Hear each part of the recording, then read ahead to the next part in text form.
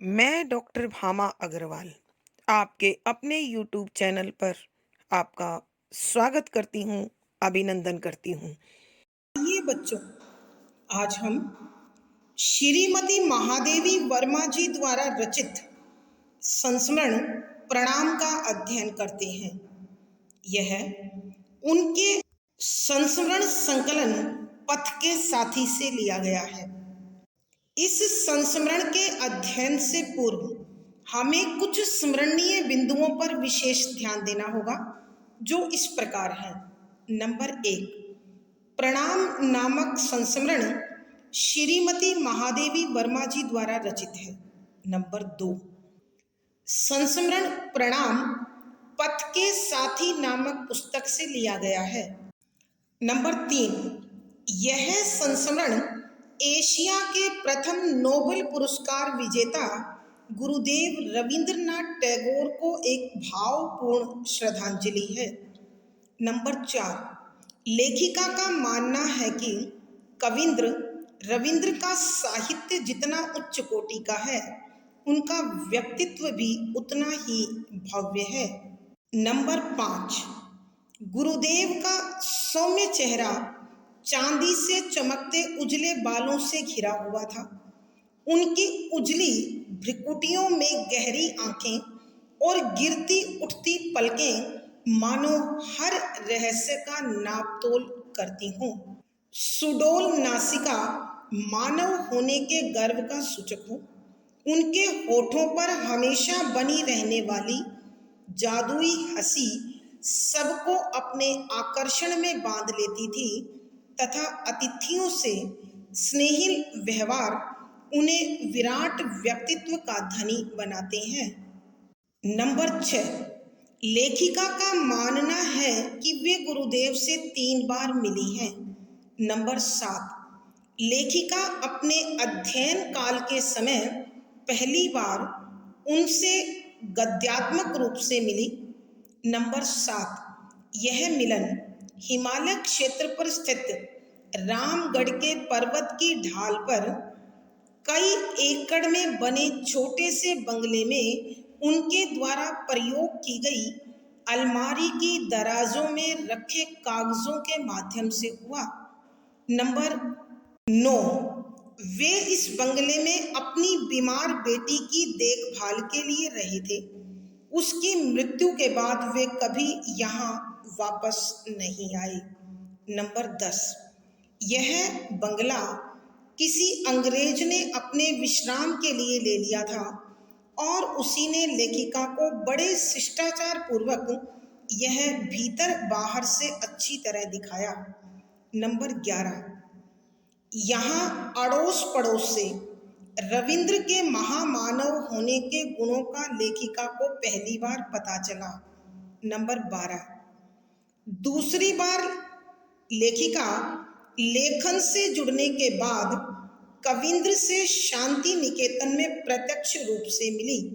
Number 13, इस समय गुरुदेव काली मिट्टी से बनी श्यामली नामक कुटिया में बैठकर सृजन अर्थात लेखन का कार्य कर रहे थे। नंबर 14, तीसरी बार लेखिका ने वृद्ध गुरुदेव को कोलकाता के रंगमंच पर सूत्रधार की भूमिका में देखा।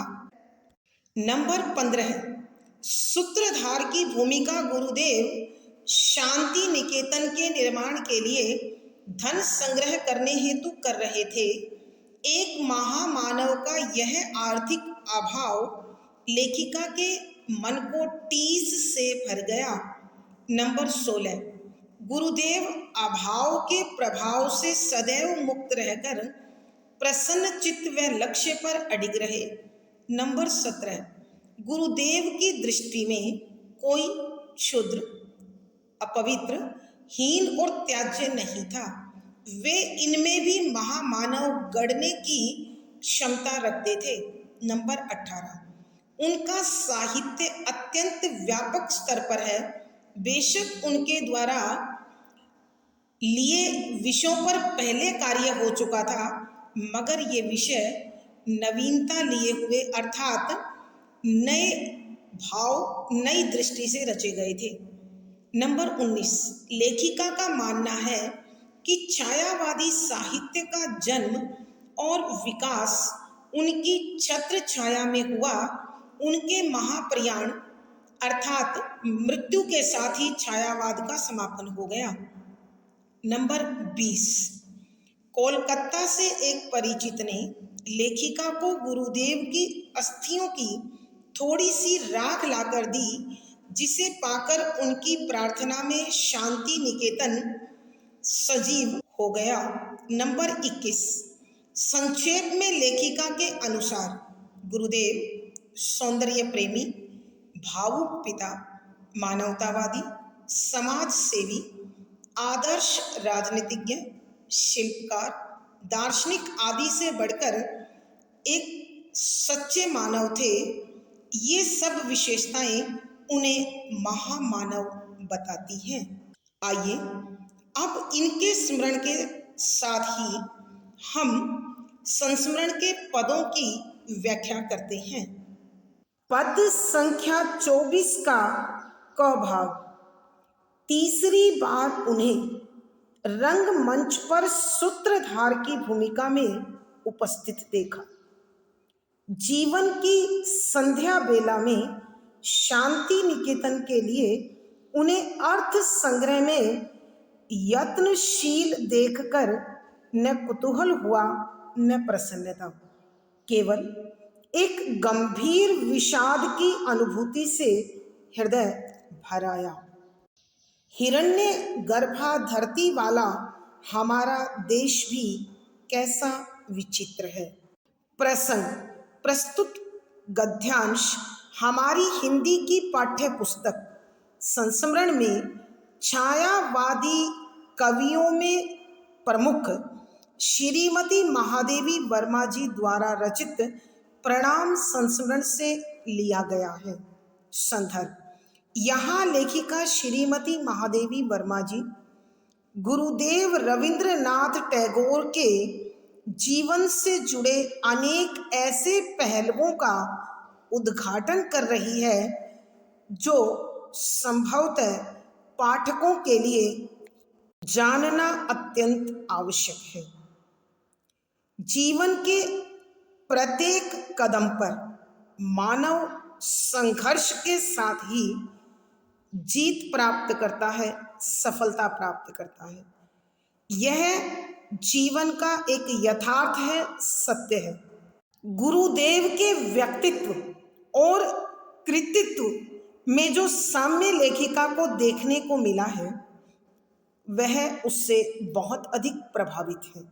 यहाँ गुरुदेव के व्यक्तित्व के निर्माण में जो संघर्ष रहा है उसका वर्णन करते हुए वो लिखती हैं कि व्याख्या शब्दों के अर्थ साथ साथ उन्हें अर्थात गुरुदेव को रंगमंच ऐसा मंच जिस पर अभिनय किया जाता है, नाटक खेला जाता है, पर के ऊपर सूत्रधार नाटक से संबंधित विशेष घटनाओं का वर्णन करने वाला की भूमिका का अर्थ होता है विशेष प्रकार का अभिनय करने वाला, जिसे हम अंग्रेजी में बोलते हैं रोल।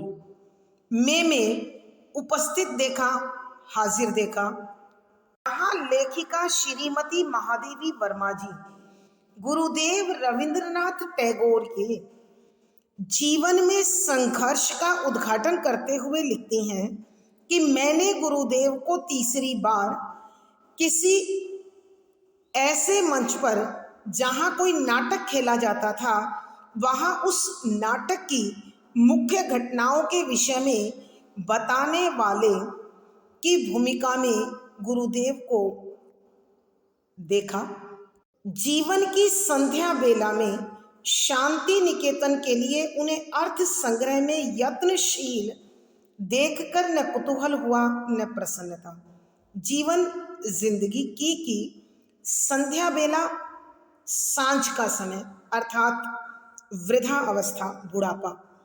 में शांति निकेतन उनकी संस्था के लिए हेतु उन्हें गुरुदेव को अर्थ संग्रह धन इकट्ठा करने में यत्नशील प्रयत्न करते हुए देखने के बाद न नहीं कुतूहल आश्चर्य हुआ, न प्रसन्नता और न ही कोई खुशी हुई कि गुरुदेव जैसे महान कलाकार, महान साहित्यकार को अपनी संस्था शांति निकेतन के विकास के लिए, उसकी सुव्यवस्था के लिए, उसके उत्थान के लिए जब उन्हें इस वृद्धा अवस्था में धन इकट्ठा करते हुए या धन इकट्ठा करने में लगा हुआ देखा, तो मुझे न तो आश्चर्य हुआ और न ही उनके दर्शन लाभ की खुशी उत्पन्न हुई।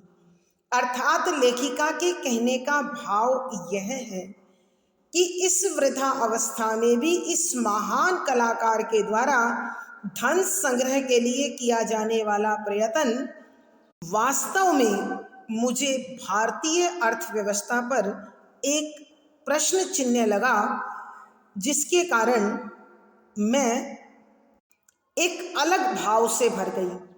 केवल मात्र एक गंभीर विषाद की अनुभूति से हृदय भर गया। एक प्रकार का गंभीर गहरा विषाद दुख की अनुभूति हृदय पर महसूस होना से हृदय भर गया के कारण मन भर आया कि उन्हें इस प्रकार धन के लिए प्रयत्न करता हुआ देखकर मेरे हृदय में, मेरे मन में गहरा दुख भर गया कि ये कैसी विचित्र विडंबना है। एक महान कलाकार को, एक महान शिल्पकार को, एक महान साहित्यकार को अपनी संस्था के उत्थान के लिए, उसकी व्यवस्था को सुचारू रूप से चलाने के लिए धन के लिए इस प्रकार प्रयास करना पड़ रहा है। हिरण्यगर्भा धरती वाला हमारा देश भी कैसा विचित्र है। हिरण्यगर्भा होता है गर्भ में छिपाए हुए, क्या सोना चांदी जैसे अनमोल धातु रत्न आदि। धरती वाला, पृथ्वी वाला हमारा देश भारत भी कैसा विचित्र है, कैसा अद्भुत है कि वह भारत की भूमि जो अपने गर्भ में अनमोल धातु और अनमोल रत्नों को छिपाए हुए है, वह यह किस प्रकार का अर्थ विभाजन करती है, यह सोचकर मैं आश्चर्यचकित थी और उसी आश्चर्य ने मेरे हृदय को गहरे दुख से भर दिया था। ये प्यारे बच्चों, हम एक बार फिर इस पद की व्याख्या करते हैं। यहाँ लेखिका श्रीमती महादेवी वर्मा जी गुरुदेव के तीसरी बार दर्शन किस प्रकार करती हैं और उसका उनके व्यक्तित्व पर क्या प्रभाव हुआ है, उसका वर्णन करते हुए लिखती हैं कि मैंने तीसरी बार उन्हें रंगमंच पर सूत्रधार की भूमिका में उपस्थित देखा, कि मैंने गुरुदेव को तीसरी बार नाटक खेलने वाले स्थान पर उस नाटक के मुख्य घटनाओं के विषय में सूचनाएं देने वाले की भूमिका में गुरुदेव को देखा।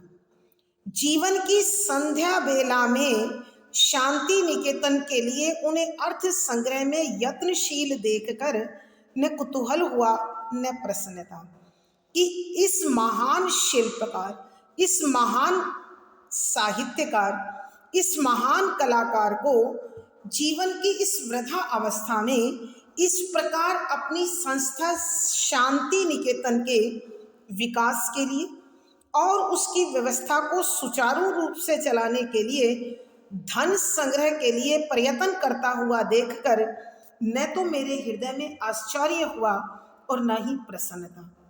आश्चर्य इसलिए नहीं हुआ क्योंकि भारत में अर्थ विभाजन समान अथवा उचित नहीं है, और प्रसन्नता इसलिए नहीं हुई क्योंकि गुरुदेव की इस अवस्था में उन्हें ऐसा प्रयत्न करना पड़े, तो यह खुशी का सूचक नहीं है।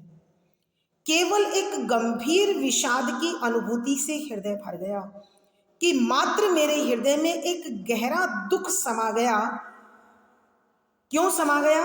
हिरण्यगर्भा धरती वाला हमारा देश भी कैसा विचित्र है कि यह भारत, जिसकी पृथ्वी में अनमोल धातु रत्न सिमटे पड़े हैं, छिपे हुए हैं, वहां कैसी अद्भुत मानसिकता है, कैसी विचित्र अवधारणा है, कैसी विचित्र सोच है कि जिन हाथों को वास्तव में धन प्राप्त होना चाहिए, जो विकास के लिए काम आए, विश्व कल्याण के लिए काम आए, जीवन के उत्थान के लिए काम आए, वो हाथ धन से खाली हैं और जो अनावश्यक रूप से अनर्थ में अर्थ को खर्च करते हैं, अनुचित कार्यों में धन को खर्च करते हैं, उन हाथों को धन पर्याप्त मात्रा में, भरपूर मात्रा में प्राप्त हो रहा है।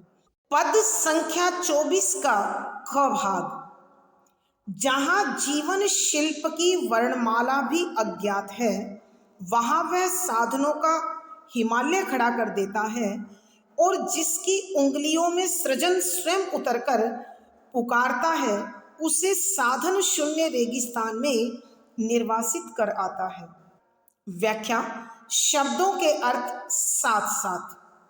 जहां जिस स्थान पर जीवन, जिंदगी, शिल्प की वर्णमाला भी अज्ञात है, कि कला के अक्षर का भी उसे ज्ञान नहीं है, वहां साधनों का हिमालय खड़ा कर देता है कि वहां धन हिमालय की विशालता के समान अत्यधिक मात्रा में होता है और जिसकी उंगलियों में सृजन स्वयं उतरकर पुकारता है, कि जिन उंगलियों में कला, निर्माण स्वयं उतरता है और अपने निर्माण के लिए पुकार करता है, उसे साधन शून्य रेगिस्तान में निर्वासित कराता है, कि उसे साधनों से रहित रेगिस्तान में भटकने के लिए छोड़ देता है। निर्वासित का मतलब होता है बेघर कर देना। साधन शून्य का जिसके पास कोई साधन नहीं है, अर्थात कहने का अभिप्राय है कि जो न कला जानता है और न ही निर्माण जानता है, उसके पास अथाह मात्रा में धन होता है और जिसकी उंगलियों में निर्माण स्वयं आकर निर्माण के लिए पुकार करता है, उसके पास धन नहीं होता। वह साधन रहित रहकर इस रेगिस्तान में भटकने को मजबूर होता है। निर्माण की इससे बड़ी विडंबना क्या हो सकती है कि किसी भी तत्व के निर्माण में इससे बड़ा दुख, विडंबना, त्रासदी, कि इससे बड़ा दुख क्या हो सकता है, इससे बड़ी त्रासदी क्या हो सकती है कि शिल्पी और उपकरणों के बीच में आग्नेय रेखा खींचकर कहा जाए कि कुछ नहीं बनता या सब कुछ बन चुका, कि एक कलाकार और साधनों के बीच ऐसी अग्नि रेखा खींच दी जाए और ये कहा जाए कि कोई निर्माण नहीं हो रहा, या ये कहा जाए कि निर्माण पूरा हो गया, तो दोनों ही बड़ा विसंगतिपूर्ण भाव लेकर उपस्थित होते हैं। आइए बच्चों, हम एक बार फिर इसकी व्याख्या करते हैं। यहाँ लेखिका श्रीमती महादेवी वर्मा जी बता रही हैं, जहाँ जीवन शिल्प की वर्णमाला भी अज्ञात है, वहाँ वह साधनों का हिमालय खड़ा कर देता है, कि जिन लोगों को जीवन में कला अथवा निर्माण के अक्षरों का भी ज्ञान नहीं है, वहाँ अथाह सीमा में धन होता है और साधन होते हैं, और जिसकी उंगलियों में सृजन स्वयं उतरकर पुकारता है, उसे साधन शून्य रेगिस्तान में निर्वासित कराता है, और जिन उंगलियों में निर्माण स्वयं आकर अपने विकास के लिए पुकार लगाता है, गुहार लगाता है, ऐसे जीवन को यह व्यवस्था साधन रहित रेगिस्तान में भटकने को मजबूर कर देती है। अर्थात कहने का भाव यह है को जो निर्माण करना जानता है, जो निर्माण को तत्पर है, उसके पास साधन नहीं होते। निर्माण की इससे बड़ी विडंबना क्या हो सकती है, कि निर्माण के लिए इससे बड़ी क्या त्रासदी हो सकती है।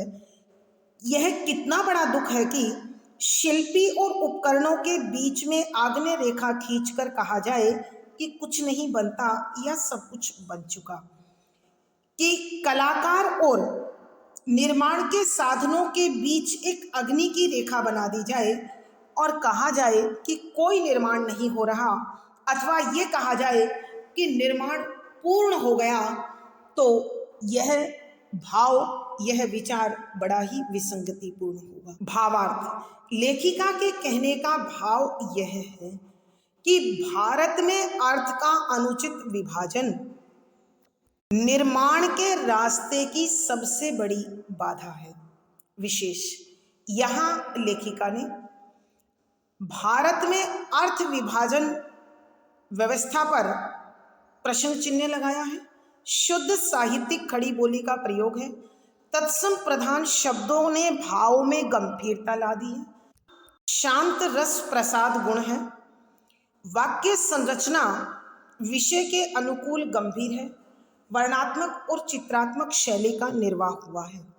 पद संख्या 25 का क भाग कल्पना के संपूर्ण वायवी संसार को सुंदर से सुंदरतम बना लेना जितना सहज है, उसके किसी छोटे अंश को भी स्थूल मिट्टी में उतारकर सुंदर बनाना उतना ही अधिक कठिन रहता है। प्रसंग पूर्ववत। संदर्भ, यहाँ लेखिका श्रीमती महादेवी वर्मा जी गुरुदेव के व्यक्तित्व और उनके कृतित्व में अद्भुत समानता पाती है और इसीलिए उनके प्रति गहरी श्रद्धा और आस्था से भरी हुई है। जब तीसरी बार वे गुरुदेव को शांति निकेतन के उत्थान के लिए धन संग्रह के लिए देखती है तो उनका मन गहरे विषाद से भर जाता है। उसी पर चिंतन करते हुए वो कल्पना और व्यवहारिक जिंदगी में जो अंतर है उस पर प्रकाश डालते हुए लिखती हैं कि व्याख्या, शब्दों के अर्थ साथ साथ कल्पना मन की उड़ान, संपूर्ण, पूर्ण, पूरा का पूरा, वायवी, वायु से संबंधित अर्थात हृदय में छिपा हुआ।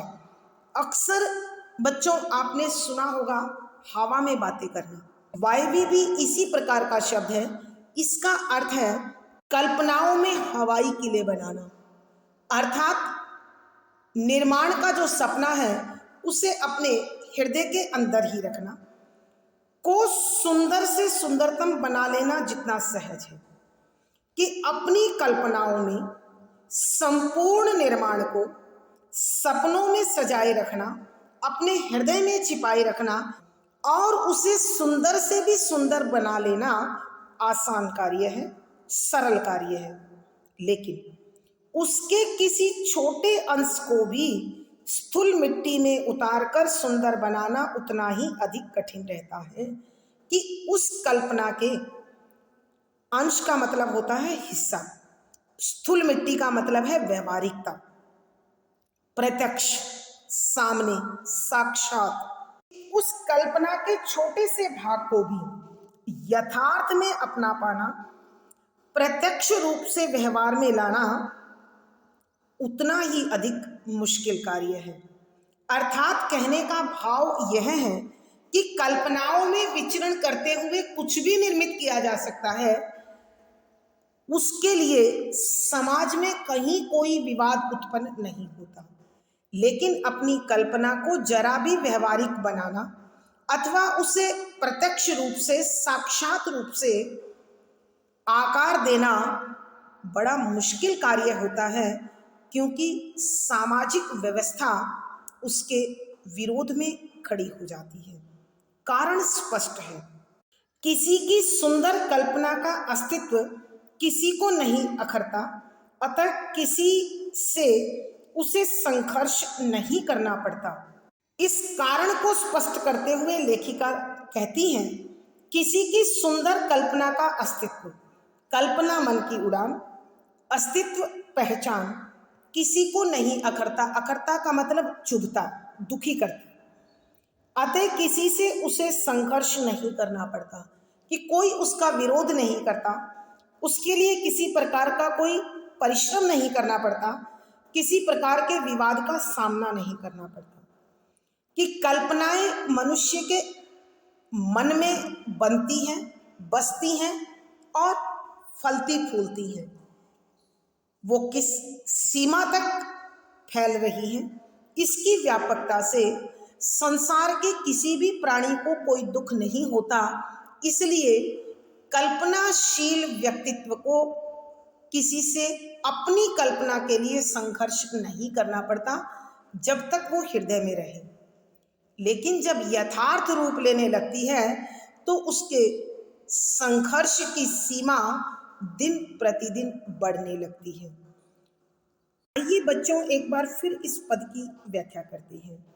यहाँ लेखिका श्रीमती महादेवी वर्मा जी कल्पना और यथार्थ के संबंध में लिखती हैं कि कल्पना के संपूर्ण वायवी संसार को सुंदर से सुंदरतम बना लेना जितना सहज है, उसके किसी छोटे से अंश को भी स्थूल मिट्टी में उतारकर सुंदर बनाना उतना ही अधिक कठिन रहता है।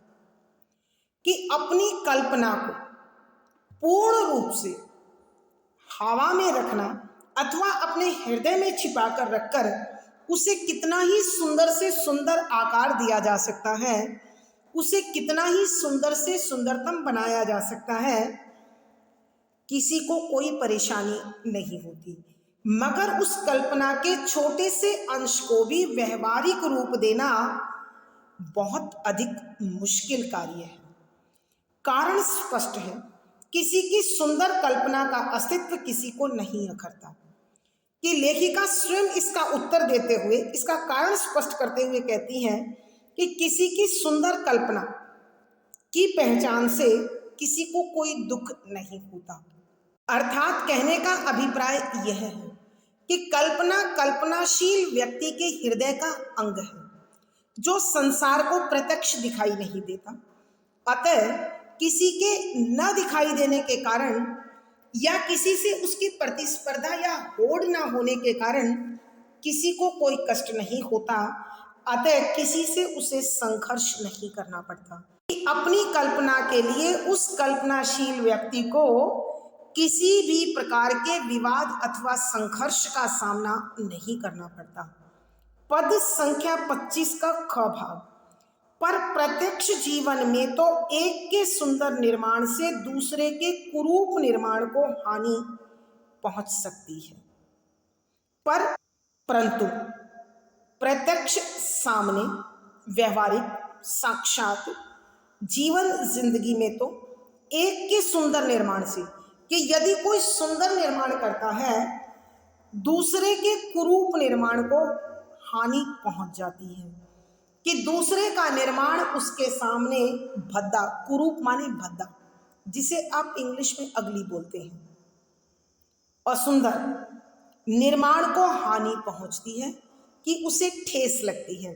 अर्थात कहने का भाव यह है कि जब दो चीजें होती हैं तो उनमें सुंदर और सुंदरतर की होड़ होती है, और हमेशा सुंदरतर से अथवा सुंदरतम से दूसरी वस्तु हीन हो जाने के कारण, कमजोर हो जाने के कारण, भद्दी होने के कारण वहां संघर्ष और विवाद का जन्म हो जाता है।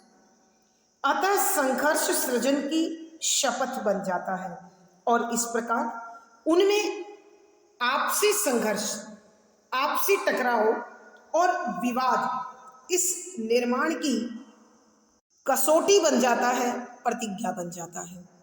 परिणाम स्वरूप निर्माता को भिन्न विचारों से टकराना पड़ता है। कभी कभी तो यह स्थिति ऐसी सीमा तक पहुंच जाती है कि संघर्ष साध्य का भ्रम उत्पन्न कर देता है।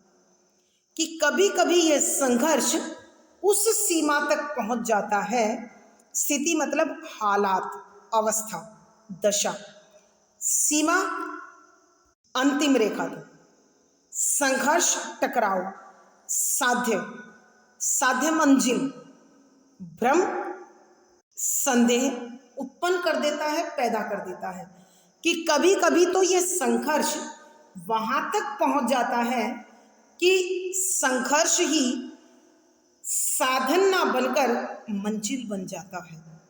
अर्थात उन संघर्षशील विचारों का टकराव मानव जीवन का टकराव बन जाता है और स्थिति भयावह हो जाती है, जिस पर काबू पाना अत्यंत मुश्किल हो जाता है।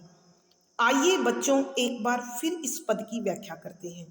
पर प्रत्यक्ष जीवन में तो एक के सुंदर निर्माण से दूसरे के कुरूप निर्माण को हानि पहुंचती है कि परंतु इस जीवन के व्यवहारिक धरातल पर जब कोई सुंदर निर्माण होता है तो उसके सामने दूसरा निर्माण कुरूप हो जाता है, भद्दा ठहरता है।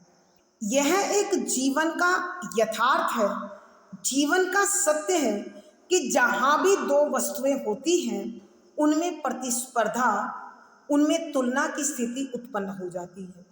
तो एक यदि सुंदर है तो दूसरा उसके सामने अपने आप कम सुंदर हो जाता है।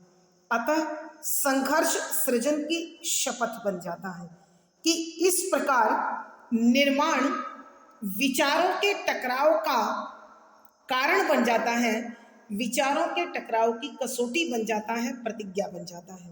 कभी कभी तो यह स्थिति ऐसी सीमा तक पहुंच जाती है कि संघर्ष साध्य का भ्रम उत्पन्न कर देता है कि कभी कभी तो हालात ऐसे हो जाते हैं, उस रेखा तक पहुंच जाते हैं कि वहां संघर्ष साधन नहीं होता, मंजिल बन जाता है।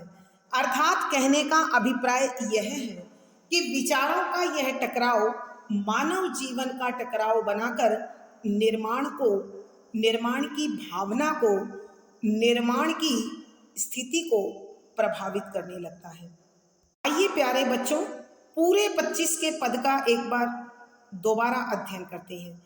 कल्पना के संपूर्ण वायवी संसार को सुंदर से सुंदरतम बना लेना जितना सहज है, उसके किसी छोटे अंश को भी स्थूल मिट्टी में उतारकर सुंदर बनाना उतना ही अधिक कठिन रहता है।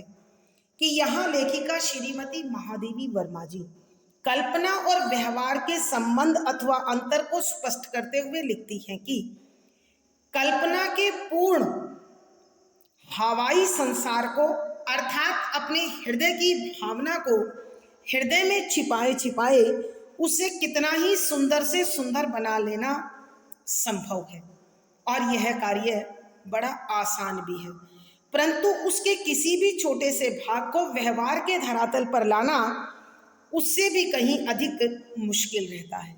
क्योंकि लेखिका स्वयं इसका कारण स्पष्ट करते हुए लिखती हैं, किसी की सुंदर कल्पना का अस्तित्व किसी को नहीं अखाड़ता, अतः किसी से उसे संघर्ष नहीं करना पड़ता कि किसके मन में कितने सुंदर सपने हैं और वो अपने सपनों में कहाँ तक विहार कर रहा है, कहाँ तक विचर रहा है, इससे किसी को कोई फर्क नहीं पड़ता। इसलिए उसके जीवन में न कोई संघर्ष होता है, अर्थात न कोई विचारों का टकराव होता है, न भावों का टकराव होता है और न ही किसी प्रकार का विवाद होता है।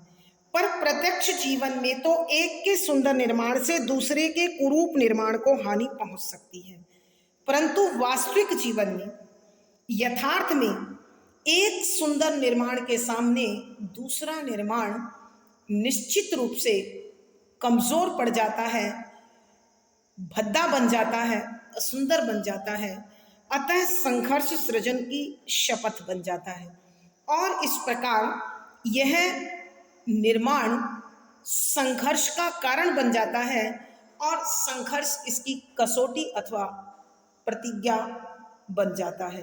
कभी कभी तो यह स्थिति ऐसी सीमा तक पहुंच जाती है कि संघर्ष साध्य का भ्रम उत्पन्न कर देता है कि कभी कभी तो यह संघर्ष उस सीमा तक, उस रेखा तक, उस दशा तक पहुंच जाता है कि संघर्ष निर्माण में सुंदरता लाने का साधन ना बनकर मंजिल का संदेह उत्पन्न कर देता है, वहम पैदा कर देता है।